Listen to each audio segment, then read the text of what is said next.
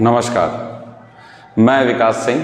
काफ़ी टाइम बाद आप लोगों से दोबारा मुलाकात हो रही है और अब जो सिलेबस चलेगा हमारा वो कंटिन्यू वे में चलेगा, क्योंकि इस सेमेस्टर की शुरुआत में हमने सोचा ही था कि हम लोग इसको फिर से कंटिन्यू करेंगे। कुछ प्रॉब्लम आ गई थी जिस वजह से हम इसको आगे परस्यू नहीं कर पाए। दैट इट्स ओके, हम लोग अब इसको परस्यू करेंगे और इसमें किसी तरह की कोई भी रुकावट नहीं आएगी। सो मेरा आप सबसे अनुरोध है कि कृपया हम सबके साथ जुड़े रहें और इस अपने सिलेबस को, ये एक मुहिम है एक तरह की, कि हमें पता है कि हमारे कॉलेजेस में, सभी की बात नहीं कर रहा हूँ, लेकिन बहुत से कॉलेजेस में up to the mark study नहीं होती है और जब तक बच्चों का ये फाउंडेशन तैयार नहीं होगा तब तक इसके ऊपर कोई भी प्रिपरेशन का बेस नहीं रखा जा सकता। आइदर इट्स गेट और इट्स ईएस और इट्स स्टेट सर्विसेज एग्जामिनेशन, कुछ भी हो। तो बीटेक के सबसे बड़े सिलेबस और उसका सबसे पहला सब्जेक्ट इलेक्ट्रिकल इंजीनियरिंग के बेसिक इलेक्ट्रिकल में आप सबका स्वागत है। यूनिवर्सिटी एकेडमी की तरफ से मैं आप सबका स्वागत करता हूं और अब हम लोग दोबारा ये सब शुरू करेंगे। आज हम डिस्कस करेंगे हमारे सिलेबस के बारे में। पहले के सिलेबस के बारे में हम लोग को आइडिया था कि सिलेबस हमारा किस प्रकार का होता था, हमें अच्छी तरह से पता था इन सब में क्या क्या चीज़ें आती थी। ठीक है, आपको आई थिंक ये सब चीज़ों का आइडिया होगा। तो बस मेरा यही कहना है आप लोगों से, कुछ बातें कर लेता हूं, फिर हम सिलेबस के बारे में भी बात करेंगे। बस मेरा आपसे यही कहना है कि आप लोग कंसिस्टेंट बने रहिएगा हमारे साथ। जो भी चीज़ें, जो भी हम आपको पढ़ाएंगे, जो भी हम आपको बताएंगे, उसके प्रॉपर वे में नोट्स बनाइएगा।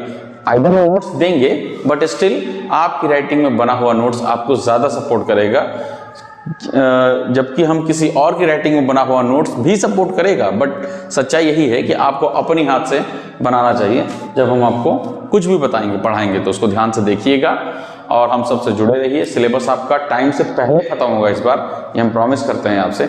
लास्ट टाइम पे बहुत से बच्चों की रिक्वेस्ट आई थी, काफ़ी बच्चों ने बोला था कि सर आगे बताइए, आगे कहाँ है, आगे क्या होगा।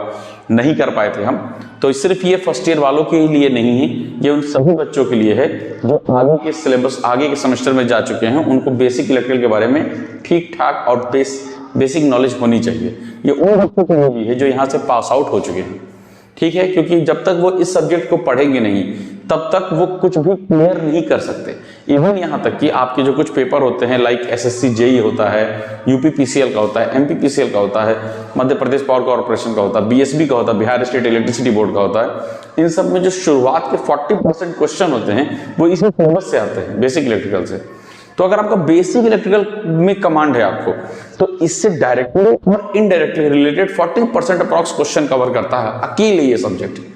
इसके आगे जब हम धीरे धीरे बीटेक में आगे बढ़ते हैं तो बीटेक के उतने सिलेबस का इसमें रोल नहीं होता जितना इस सब्जेक्ट का अकेले रोल होता है।